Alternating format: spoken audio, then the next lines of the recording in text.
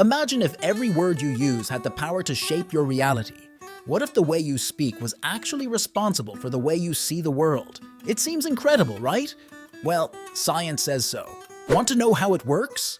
Then stay with us because the final point could change your perspective. Welcome to the mental family, where we explore the secrets of the human mind and behavior through psychology. Today, we delve into a fascinating topic: how language shapes the way we think. It's not just about communicating, but how the way we speak affects the way we think, perceive, and even make decisions. In this video, you will discover how the words you use can really transform your reality. Before continuing, don't forget to subscribe and activate the bell so you don't miss our exclusive content. 1. Language and the perception of reality. Language is not just a tool for communication. It is the means by which we interpret and make sense of the world. Cognitive linguistics research shows that the grammatical structure and vocabulary of a language influence how its speakers perceive reality. Take, for example, the speakers of indigenous Amazonian languages who have no numerical concept beyond the number 3. This linguistic limitation is reflected in their ability to conceive of larger quantities. Another classic example is the Inuit people, who have more than 50 words to describe snow. I live in a haven guarded by your love. This linguistic richness is not just a matter of technical precision, but of perception. Snow for them has a variety of shapes and shades that for those who speak other languages may not even exist. Our language shapes the way we organize our sensory experience and defines the boundaries of our cognitive world. What does this mean for us?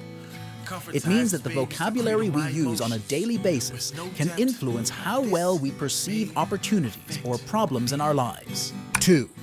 The power of metaphors. We use metaphors every day without realizing it. When we say we are under pressure or that we have a lot to do, we are using metaphors that translate abstract concepts into concrete images. But what we often fail to consider is that these metaphors profoundly influence our psychology. Take the metaphor of war, for example. Phrases like fight cancer or win a battle push the listener to see life as a series of conflicts to be faced. This type of language not only affects our emotional state, but can also influence our approach to problems.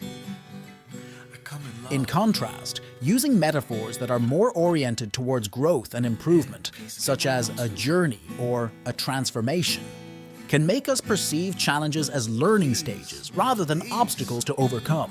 Metaphors, therefore, are not just rhetorical figures, but real cognitive engines that direct our thoughts and actions. 3.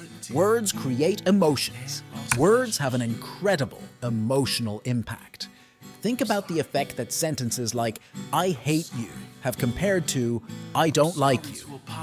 The content is similar, but the emotional charge of the words is completely different. Science has shown that language can activate different areas of the brain, especially those related to emotions. Linguist Benjamin Lee Whorf pointed out that the differences between languages are not only grammatical, but also emotional. Some languages have a greater number of words to express emotions, allowing speakers to better understand and modulate their emotional states. For example, Japanese words like wabi-sabi and mono no aware describe complex emotions related to the transience of life, a concept that many other languages cannot express with the same precision. This makes us understand that words not only reflect what we feel, but they also help shape the emotions themselves. Changing our vocabulary can therefore positively influence our daily emotional state. If we start describing situations in more positive terms, we can actually feel better, not just on a superficial level, but also on a neurophysiological level. 4. The influence of words on memory. Words also influence how we remember events. This concept was brilliantly demonstrated by a study by Elizabeth Loftus, a pioneer in the field of memory psychology. In his famous experiment, participants were asked to observe a car crash and answer a series of questions. When asked, how fast were the cars going when they collided, participants recalled higher speeds than when asked, how fast were the cars going when they hit each other. This effect, called the misinformation effect, shows that the words we use to describe an event can distort our memories. In other words, language not only influences our perception of the present, but can rewrite our past. This is crucial when we think about our mental autobiography.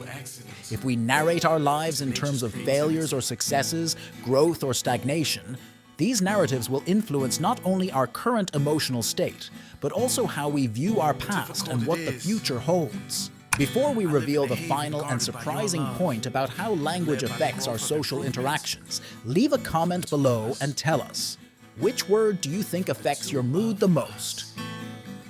And if you haven't already, subscribe to the channel to continue exploring these fascinating topics. 5. Language and social relations. Here's the crux. Language affects not only our individual thinking, but also our social relationships. The words we choose can bring us closer or further away from others. A prime example is nonviolent communication, a method developed by Marshall Rosenberg. According to Rosenberg, using language based on requests rather than demands, on observations rather than judgments, can radically transform the quality of our interactions. In a social context, such as work or personal relationships, the way we phrase our sentences can determine whether we create trust or conflict. For example, saying, "You never have time for me," creates a feeling of accusation and defensiveness, while "I feel neglected when we don't spend time together" invites a more empathetic and collaborative response. Language is a powerful tool for building or destroying social bonds. Being aware of our use of words can completely change the way others perceive and respond to us. Now that you know how language shapes not only your thinking, but also your relationships and the way you perceive the world, next time you choose a word, think, how will this word affect my life? If you enjoyed this video, please like and share it with anyone you think might find this information useful. And remember, your words are a reflection of your thoughts. Until next time. But I ask for forgiveness.